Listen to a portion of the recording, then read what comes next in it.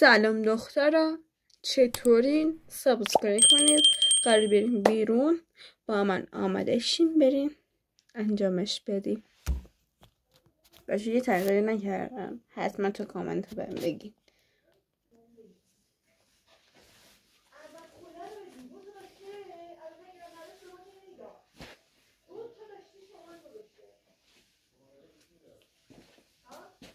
پوشیدم، برم لباس بپوشم واسهتون. خب نه از استایلم تا الان چطور شد دختر؟ بریم حتما نظر بدین.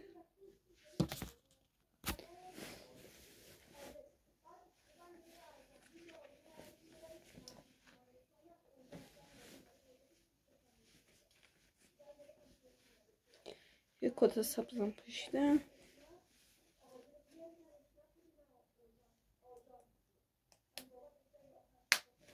خب تا الان چطور شد؟ حتما نظر بدین.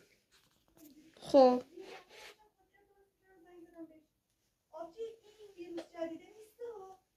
ویروس جدیده هر کی گرفته اسکالم داشته. الان شمسی من خواهید کرد.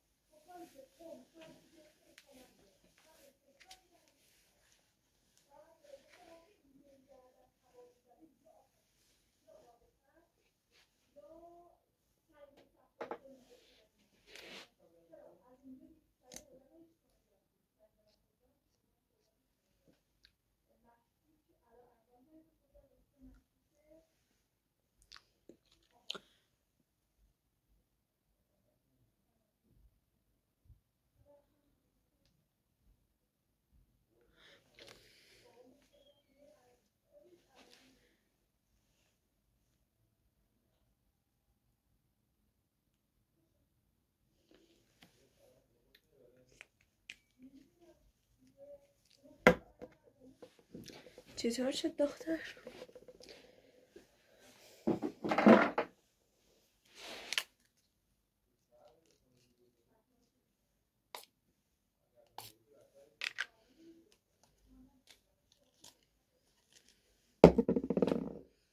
دوستتون دارم.